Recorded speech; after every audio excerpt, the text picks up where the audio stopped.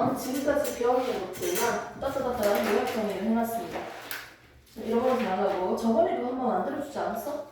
네. 한 번 더 만들었어요. 계속 중간중간 계속 만들어 드릴게요.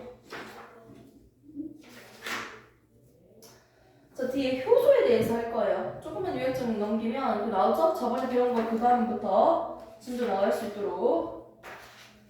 생명체의 특성, 세포로 구성되어 있다. 두 번째 특성이 물질 대사를 한다. 이렇게 적혀져 있는 게 보입니까? 네. 여기서부터 나올 겁니다. 요거는 추가적으로 그림 떼서 붙인 거야, 내가. 알았지? 연연하죠? 뭐 하시면 됩니다.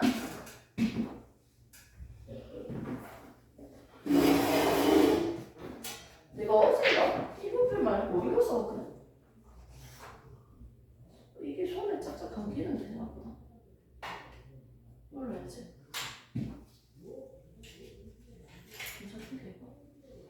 그러니까 별로 안 날려고.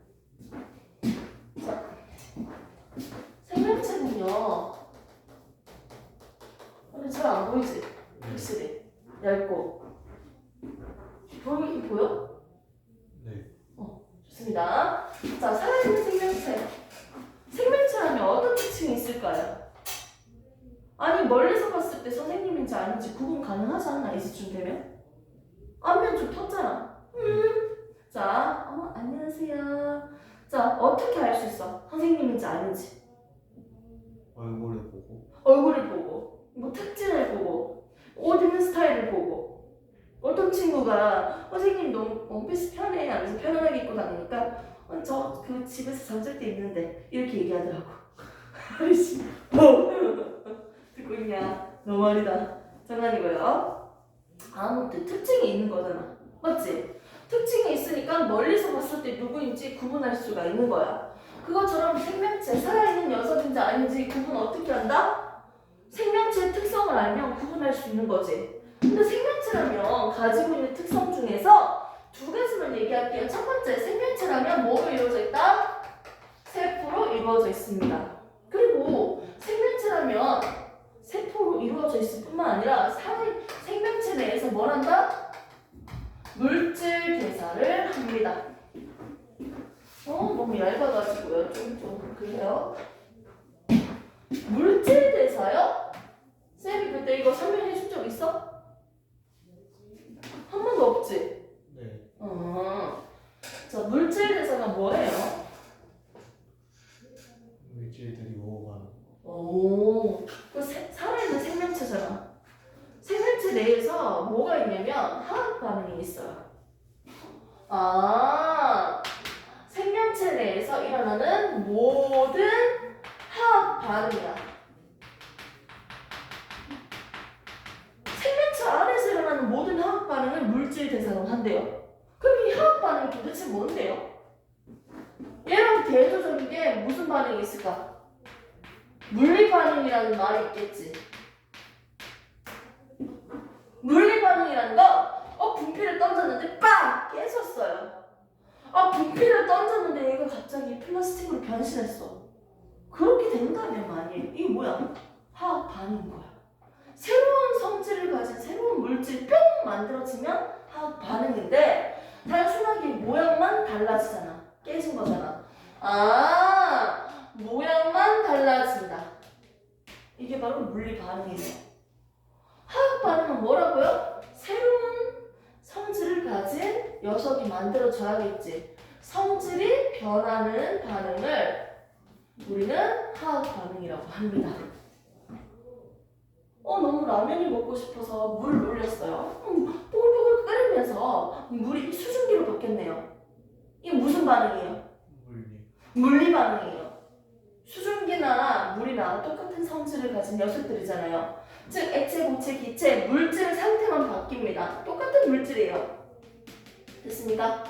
이렇게 물질의 상태가 바뀌고 모양이 바뀌고 확산이 되고요. 잉크를 떨어뜨렸는데 퍼졌어. 이런 거 확산이잖아. 이것도 맞지? 이런 것들은 다 뭐다? 물리 반응이라는 거지. 이렇게 새로운 물질이 만들어지는 반응이 화학 반응이에요. 그럼 내가 물을 만들고 싶어. 그럼 어떻게 하면 된다? 물을 만들기 위해서는 수소기체, 산소기체가 필요하겠네요. 수소기체와 산소기체를 반응시켜서 물을 만들어냈습니다. 개수비를 맞추지 않을게요. 어머, 꺼져가는 촛불, 꺼져가는 성냥불을 갖다 대면 뻑! 하고 터지는 성질을 가진 수소기체가 있어요. 그리고 꺼져가는 성냥불을 여기 갖다 대면요, 불이 활활 다시 잘 타도록 도와줘요. 조연성의 성질을 가지고 있습니다. 이런 각각의 기체들은요, 자기들만의 성질이 있어. 그런데 물은 이런 성질이 없잖아요. 맞죠? 즉 원래 있었던 성질이 아닌 새로운 녀석이 만들어졌잖아요. 이걸 우리는 뭐라고 한다? 화학 반응이라고 합니다. 화학 반응식을 보니까 식으로 표현했습니다. 화학 반응식인데 화살표 왼쪽은 반응 전, 화살표 오른쪽은 반응 후예요. 반응 전과 후에 새로운 성질을 가진 물질이 만들어지는 반응을 화학 반응이라고 하고요. 이런 화학 반응이 어디에서 일어난다? 생명체 내에서 일어난다는 거지. 우리 사람 같은 경우 몸 안에서 일어난다는 거죠. 이렇게 생명체 내에서 일어나는 모든 화학 반응을 우리는 뭐라고 한다? 물질 대사라고 하는 거예요. 그러면 이 물질 대사를 우선 좀 구체적인 예를 배우기 전에 크게 두 가지로 나눠서 한번 다시 보겠습니다. 이 작은 물질들이 모여서 커진다는 거지. 뭐 더해지나요? 네, 합성이라고 하죠. 얘는 계단으로도 표현할 수 있는데 1층에 있었던 친구가 10층으로 올라가는 거예요. 이 1층에 있는 물체보다는 10층에 있는 물체가 에너지가 더 크거든요. potential 에너지. 즉 질량이 더 크다. 더 큰 물질을 만들어진다. 더해진다. 무슨 과정이다? 합성하는 과정이지. 이렇게 더해지는 과정이 있는 반면에 반대로 큰 물질이 작아지죠. 분해되는 과정이 있을 거예요. 오케이? 물질 대사, 즉 화학 반응을 크게 커지는 반응과 작아지는 반응으로 나눠봤어요. 이 계단으로 한번 그려볼게요. 자, 밑으로 내려온다고 생각하면 되겠네요. 됐습니까? 자, 이 상태에서 물질이 위로 올라가기 위해서, 우리가 위로 올라가기 위해서 에너지를 얻어야겠죠. 이걸 뭐라고 합니까? 에너지 흡수하는 거예요. 많은 에너지, 전기 에너지, 빛 에너지, 소리 에너지, 많은 에너지 중에서 열을 흡수한다. 무슨 반응? 흡열 반응입니다. 에너지를 얻으면서 일어나는 반응은 흡열 반응이에요. 에너지 흡수입니다. 이걸 우리는 이제 합성이라고 하지 않고 어떻게 적는다? 동하작용이라고 할게요. 동하작용은 흡열 반응입니다. 주변에 있는 열을 인마가 처먹으면서 커지는 거죠. 오케이? 인마가 열을 흡수하면서 커지니까요. 주변의 온도는 낮아져요? 올라가요? 주변에 열을 처먹으니까 주변의 온도는 어떻게 됩니까? 낮아지겠죠. 주변이 시원해진다는 거예요. 자, 그럼 반대로 분해하는 건 뭐예요? 내려오는 거니까 뭐예요? 열을 방출한다. 발열 반응입니다. 그러다 보니까 주변 온도는 올라가요? 내려가요? 주변 온도는 올라가겠죠. 주변으로 열을 버리면서 내려오니까. 됐습니까? 이걸 우리는 이하작용이라고 할게요. 이하작용. 그래서 이제는 합성과 분해를요, 동하작용, 이하작용이라고 부를게요. 그럼 이런 것들은 생명체 내에서 어디에서 볼 수 있었어요? 어디에서 볼 수 있었다? 동화는요, 단백질이 만들어지는 과정, 단백질 합성 과정이 있어요. 이 단백질이라는 건 20가지 이상의 아미노산으로 이루어져 있거든요. 세모 아미노산, 네모 아미노산, 동그라미 아미노산, 아무튼 다양한 아미노산들이 결합되어 있어서 단백질을 만들잖아요. 아미노산들이 어떻게 결합해서 단백질을 만드는 과정, 단백질 합성하는 과정도 어떻게 커지는 반응, 즉 동화작용이에요. 자, 그리고 영양소를 만드는 강합성도 뭐다? 단백질 합성, 강합성도 동화작용입니다. 동화작용입니다. 강합성이 뭐예요? 기체들이 한다. 식물들이 이산화탄소 탄산수 기체에 처먹처먹하고 물 마셔주면서 햇빛을 받으면 뭘 만들어요? 영양분을 만들어. 포도당. 오케이? 부가적으로 산소까지 만들어주니까 와, 개이득이다. 이게 강합성이야. 결국 이 영양분 만들려고 이질을 하는 거잖아. 영양분 만들려고. 근데 우리 식물 뜯어 먹는 거지. 나한테 영양분을 먹으려면 식물 먹을 수 있는 거 아니야? 아무튼 빛을 통해서 이 영양분을 합성하는 과정을 우리는 강합성이라고 하는데 이렇게 작은 친구들을 가지고 좀 더 큰 친구를 만들어냈죠. 그래서 얘도 합성 과정이다. 동화작용이다 라고 하는 거예요. 식물의 이파리에서 주로 일어나니까 숲속에 가면 시원한 이유가 뭐야? 왜 산에 들어가면 뭔가 시원하지? 얘들이 강합성을 하기 때문에 주변에 있는 열을 흡수하는 흡열 반응을 하는 친구들이에요. 낮에. 그렇기 때문에 숲속에 들어가면 시원해지는 거예요. 흡열 반응을 해서. 자, 그럼 이제는 커지는 반응이 아니고 작아지는 반응의 예들을 한번 볼까요? 작아지는 친구는 뭐가 있을까요? 첫 번째, 우리가 익숙하게 볼 수 있는 게 소화가 있습니다. 소화. 음식물은 상대적으로 큰 친구들이잖아. 맞지? 이렇게 단백질이 20가지 이상의 아미노산으로 막 복잡하게 결합되어 있어. 그런데 얘를 어떻게 한다? 빠세! 그래서 모든 결합을 다 떼주는 거야. 떼주고 나면 한 개짜리가 되잖아. 맞지? 영양소를 이렇게 분해시키는 과정을 우리는 뭐라고 한다? 소화라고 했습니다. 분해를 시켜야지 효율적으로 흡수하거든요. 이렇게 큰 걸 작게 만드는 과정, 즉 소화는 누구의 예다? 이하작용의 대표적인 예다. 이것뿐만 아니라 알코올 먹었을 때 분해시키는 것도 있고요. 다른 친구들 호흡, 세포호흡도 다 있습니다. 아무튼 동화작용과 이하작용을 봤습니다. 너 오늘 공부 되게 안 되는 날인 것 같은데? 너무 피곤해가지고. 아까 전에 문제 풀 때 기 좀 많이 빨린 것 같은데? 살짝? 그럼 기를 좀 더 빨까요? 네. 오늘 왜 피곤해? 잠 못 잤어? 네. 학원 너무 많이 갔다 와서. 왜? 평소보다 많았어? 네. 수학 보강 갔다 와가지고. 설이라서? 오빠 힘들겠네? 그럼 더 열심히 하자. 오늘 확실히 안 좋은데 컨디션?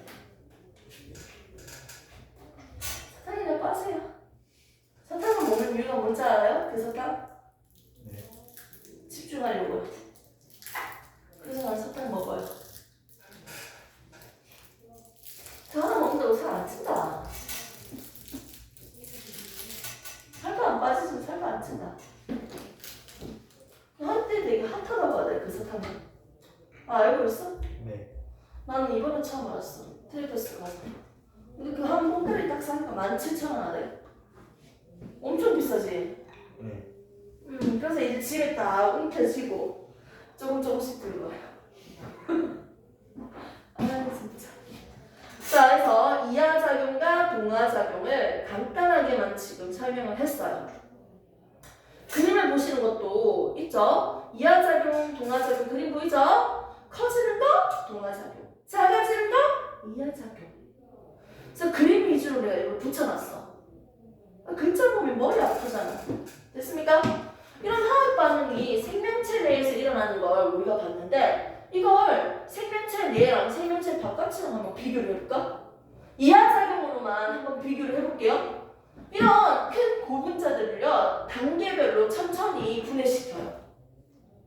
음식물 소화시킬 때 한 번만 다 잘라버리나? 아니잖아. 위에서 소화되고 십이지장에 소화되고 더 밑에 있는 소장에서 더 한 번 소화되잖아. 단계적으로 소화가 됩니다.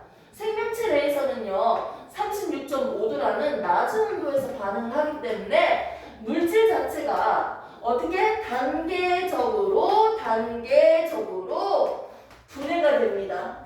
화학 반응이 일어난다고요. 그런데 쓰레기를 내가 태운다고 생각할게요. 쓰레기 봉지 쓰레기 담아서 이 물질을 높은 온도로 라이터 붙여가지고 빠야 태워버리면요 한꺼번에 다 타버려. 겁나 높은 온도에서 밖에서 일어나는 반응이에요.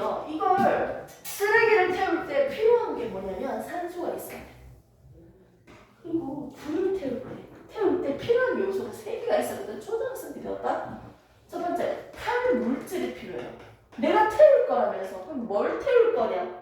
쓰레기 필요하겠지. 쓰레기 태우려면 쓰레기가 필요하고 두 번째 뭐가 필요해? 산소라는 기체는 꼭 있어야 돼. 산소랑 결합하면서 빠이야 타는 거거든. 그래서 산소와 결합하면서 빛과 열을 내는 반응, 이걸 우리는 연소라고 합니다. 오케이? 연소 반응이에요. 연소 반응이에요. 그럼 산소 필요하죠. 세 번째 필요한 게 뭘까? 반학점 이상의 온도. 우와! 멋있지? 소파 좀 꺼져. 자, 감동적이에요. 그럼 나는 라이터 붙여야 될 것 같고 왠지 불을 갖다 대야지 될 것 같은데 라이터 붙여도 계속 불이 안 붙는 경우도 있잖아. 진짜. 지금 반환점이잖아. 그래서 전기장판에다가 전기 꽂아놓고 오면 화재 날 수도 있잖아. 그 이유가 뭐야? 라이터 붙인 것도 안 돼.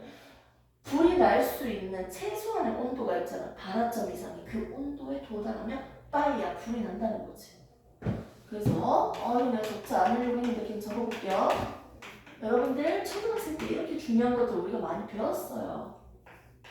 되게 원리적인 걸 되게 우리가 많이 배우거든요. 초딩 때는요. 선생님 수업 스타일은 뭐다? 초딩, 중딩, 고딩 내용을 다 같이 설명합니다. 좋죠? 자, 이렇게 해서 세 가지 조건들이 필요합니다. 아무튼 생명체 내에서는 단계적으로 소화가 일어나고요. 밖에서 일어나는 물질에서는 뭐다? 한꺼번에 높은 온도에서 분해돼 버려요. 근데 실제로 이 반응을 완벽하게 분해되기 위해서 필요한 산소량이 부족해. 산소가 불을 촉하다? 그래서 불완전 반응이라고 해요. 불완전 연소.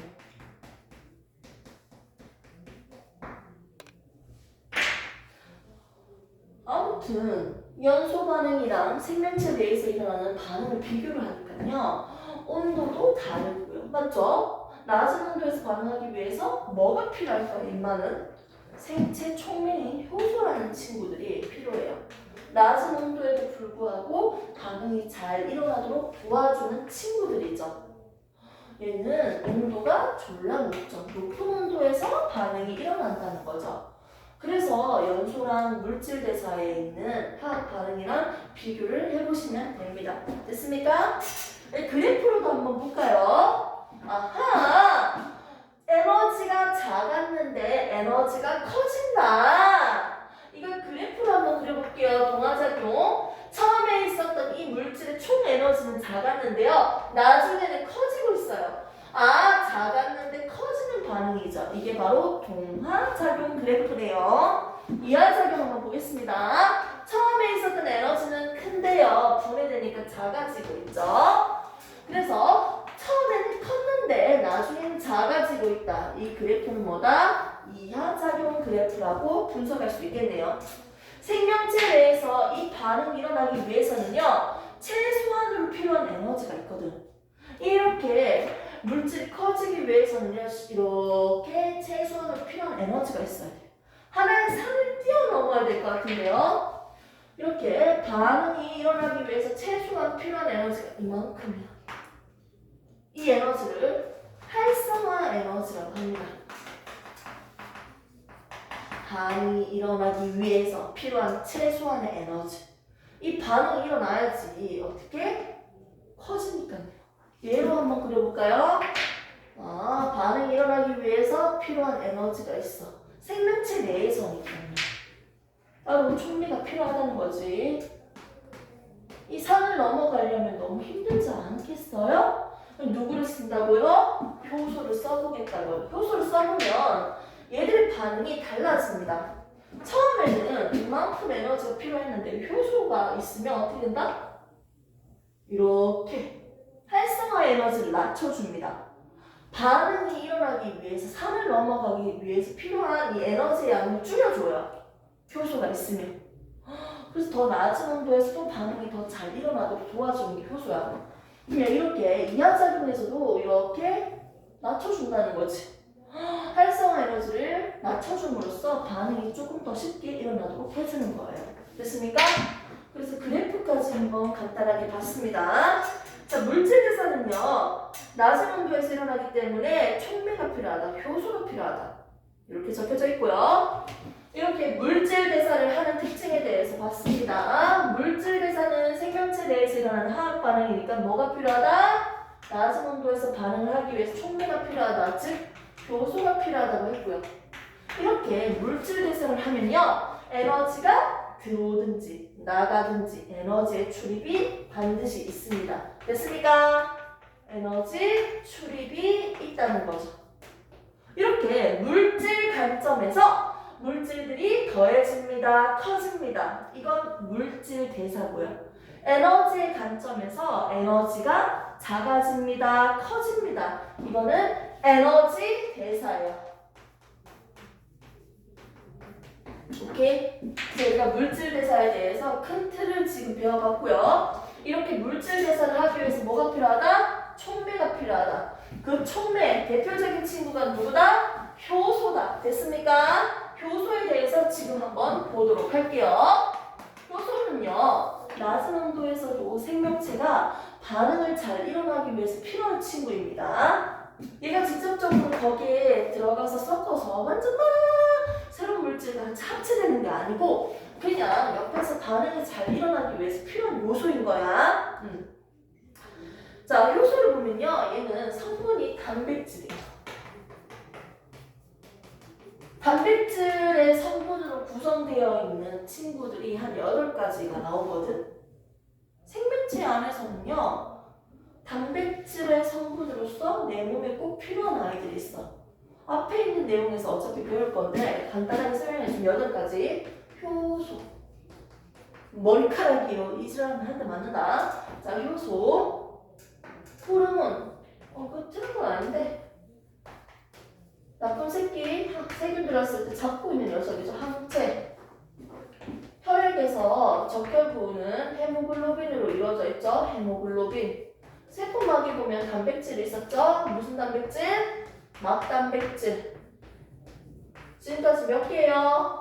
하나, 둘, 셋, 넷, 5개네요. 3개 더 적으면 되겠다. 그리고 또 어디서 볼 수 있냐면 DNA라고 유전물질이 있거든. 유전물질에서도 단백질 한 개가 필요하거든요. 히스톤 단백질입니다. 그리고 근육에서 수축과 이완 운동을 하는 이 근육은요, 2가지 요소로 이루어져 있어요. 결국은 액틴 필라멘트와 마이오신입니다. 아무튼 우리 몸에서 나름 되게 중요하다고 생각하는 많은 친구들이 이렇게 단백질 성분이야. 아니, 달걀을 삶으려면 생각보다 높은 온도가 아니어도 잘 익어요. 그래서 그런 거 있잖아요. 유튜브에서 이렇게 더운 대구에서는 햇빛으로 달걀이 익을 수 있을까? 이러잖아요. 실제로 실험도 하더라고요. 많은 사람들이. 그 정도로 100도까지 안 가도 변성이 된다고. 쉽게 온도에 열에 약해서 잘 바뀐다고요. 달걀이 이렇게 익어버리면 나중에 다시 생달걀로 만들기 힘들잖아요. 되돌리기 힘들잖아요. 단백질 성분이기 때문에 열에 약해서 변성이 되게 잘 돼요. 원래의 성질, 원래의 모양으로 다시 원성복구가 어렵다고요. 안 된다고요. 근데 내 몸의 생체 리듬을 조절하기 위한 녀석들이 단백질이기 때문에 내가 고열이 나서 아프면 위험한 거야. 단백질 성분들이 있는데 걔들이 변성되면 어떻게 돼? 이 신체 조절 자체가 잘 안 될 건데? 맞잖아. 맞죠? 그래서 고열할 때 위험하겠지. 그리고 내 몸에 있는 모든 화학 반응들이 일어나기 위해서는요, 적정 온도라는 게 있어요. 이 효소들은요, 어디에서 가장 활성화가 잘 되고 잘 반응을 할 수 있냐면 생체 온도에서요. 36도, 37도에서 가장 활발하게 일어납니다. 이건 선생님이 약간 추측하는 건데, 그렇기 때문에 사람의 온도가 그 온도인 것 같아요. 그렇지 않아? 그 온도에서 반응이 잘 일어나니까 얘들한테는 그 온도를 유지하지 않을까 싶어요. 그리고 이건 약간 좀 헛소리긴 한데 강아지가 사람보다는 1, 2도 더 높아요. 체온이. 알지? 몰랐어? 네. 강아지가 원래 체온 자체가 사람보다 1, 2도가 높은 상태예요. 그래서 겨울이 진짜 좋아요. 한거 자면 되겠네요. 진짜 따뜻해요. 물론 따로 필요 없을 정도예요. 진짜 너무 추울 때는 선생님이랑 강아지랑 같이 등을 기대고 잤어요.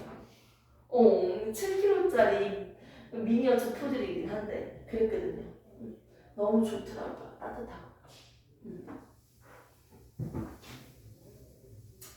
효소 봅시다. 단백질이라고 하는데 잇마는 과연 어떻게 생긴 건 누구냐?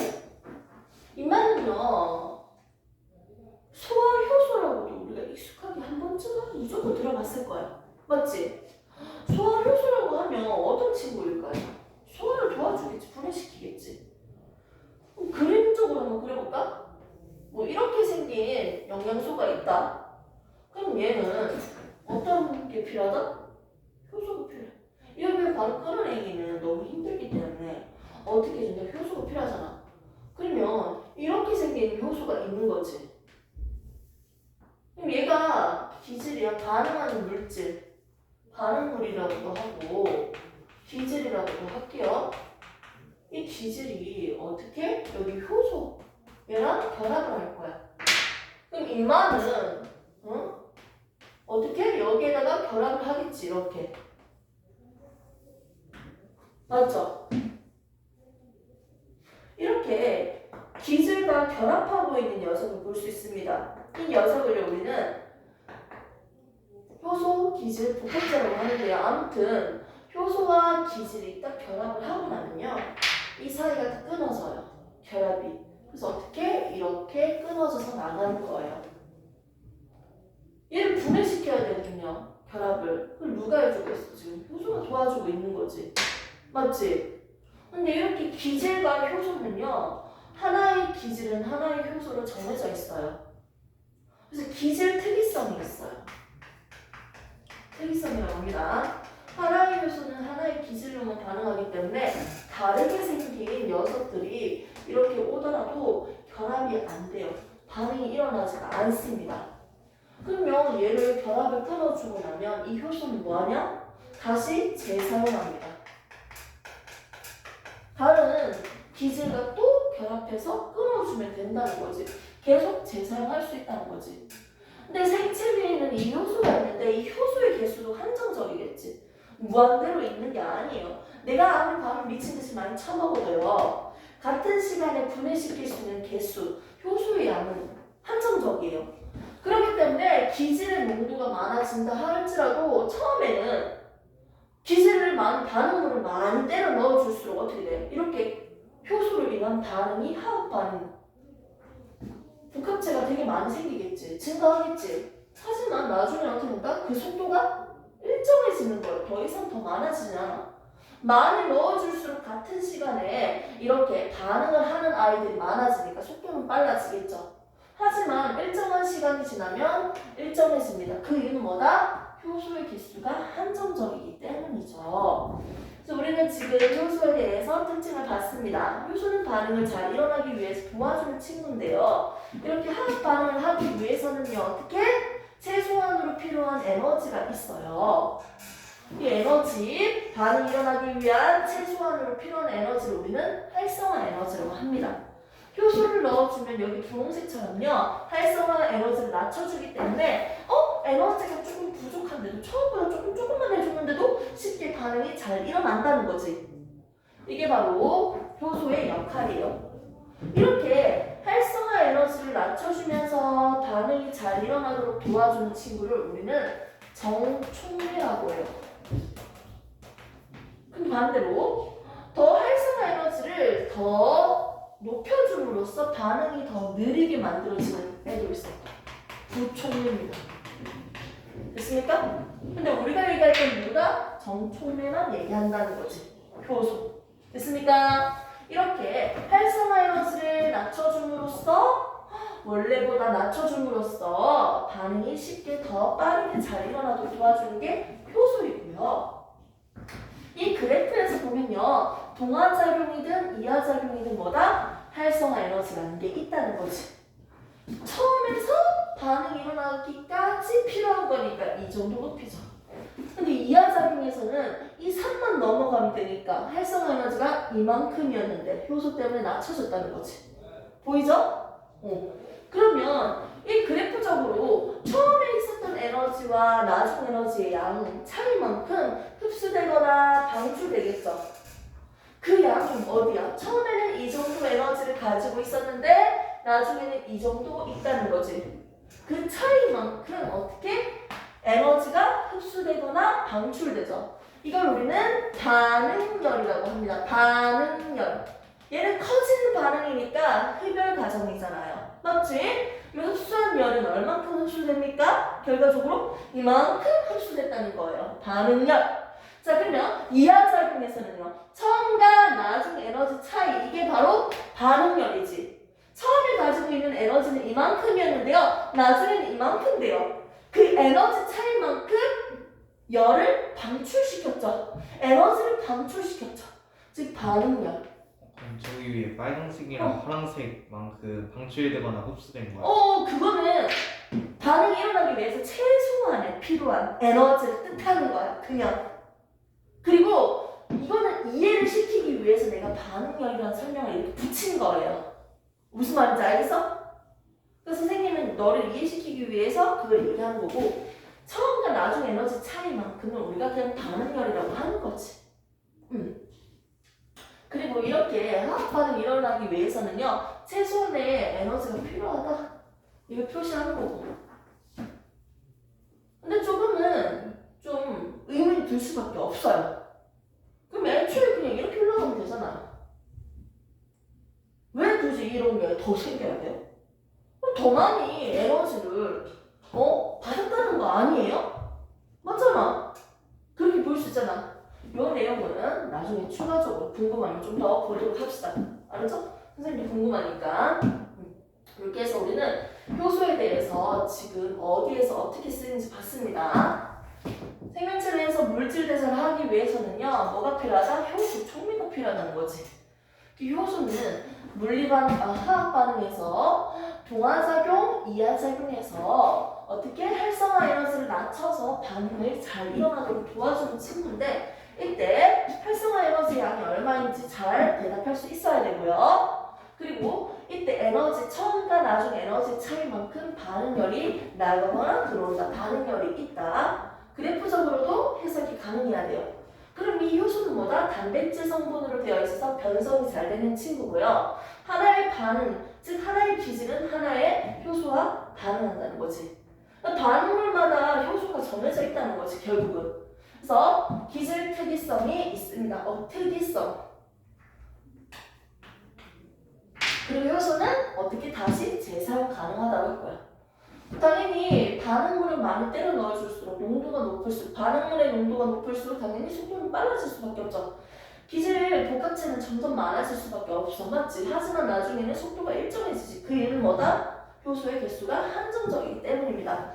그리고 이 효소는요, 효소들마다 자기의 가장 활성이 잘 되는 온도, 산성, 염기성, 중성, pH 이런 것들이 정해져 있어요. 자, 이렇게 해서 우리는 효소에 대해서 지금 봤고요. 용어적으로 설득했습니다. 반응열, 촉매, 정촉매, 부촉매 선생님 설명했죠? 그리고 효소, 그리고 얘는 반응물, 활성 부위, 효소의 기질 특이성, 효소의 재사용에 있습니다. 설명 다 했습니다. 그럼 여기서 설명 안 한 거 있는데요. 활성 부위는 뭔데요? 여기 결합하는 부위. 됐습니까? 효소에서 얘기하는 거죠, 활성부위? 네, 맞아요. 효소. 자, 그러면 사람 몸에서 발견된 효소의 종류는 총 몇 가지일까? 2,700여 가지가 된다. 좀 되네요.